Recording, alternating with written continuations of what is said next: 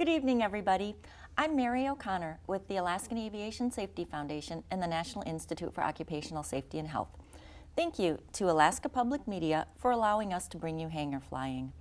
This evening, we are honored to have on our show Ms. Katie Doherty, who is an airline captain and a flight operations training manager for a company based in Anchorage. She has an interesting job and a very interesting career track. Katie, welcome to the program. Thanks for having me. You're originally from Alaska, so you were exposed to aviation early. How did you get interested in being a pilot? My first summer back from college, I had a summer job with Air Helicopters in Valdez, and the pilots just saw how much I liked flying and talked about maybe doing that as a career. I took my first lesson with Aerotech at Merrill Field, and I was hooked. And after you got your private pilot certificate, then in Anchorage, you left the state and did some flight training in the lower 48?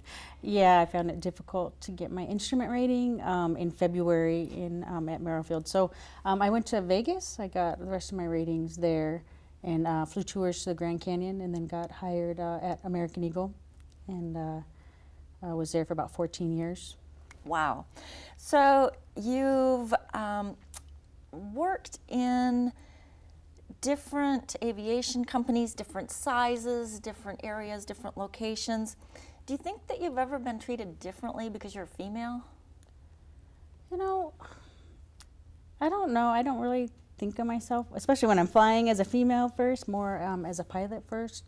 I know, I mean, there have been aviation jobs where I have been asked, I've just been told that because I was woman, they had had difficulties with that, but I just said I was a hard worker, and I think I went and showed I was a hard worker. That particular chief pilot, that particular company, they said when I left that they would hire me back in a heartbeat. So, but that's really only been the one situation that I've had. Great, great.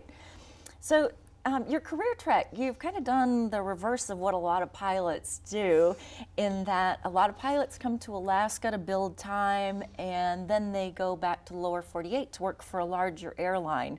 So you were working out of Chicago, doing some pretty busy airspace and larger aircraft flying.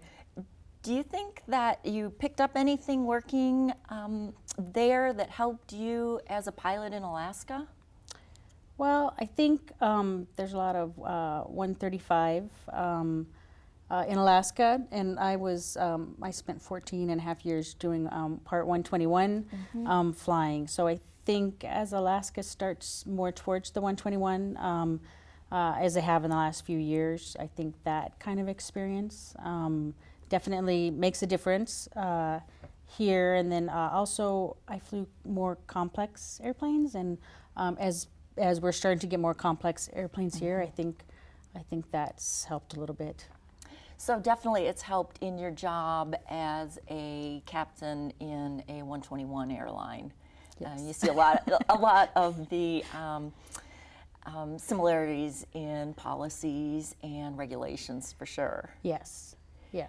Yes, and also on the training manager side, I've used a lot of those policies. So I think that it's helped on that side as well, the training manager side.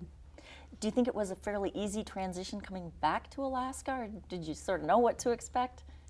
No, the flying's very different here. In the States, when you fly, you're radar vectored, onto final, and it was a big eye-opener coming here and being, cleared for an approach before you ever made it, to the initial approach fix, and so having to fly an entire instrument approach it's different than 121 flying that you do in the States.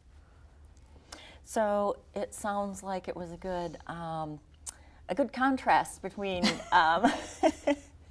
between both jobs in the highly diverse types of operations between 121 operations, both in Alaska and in the lower 48.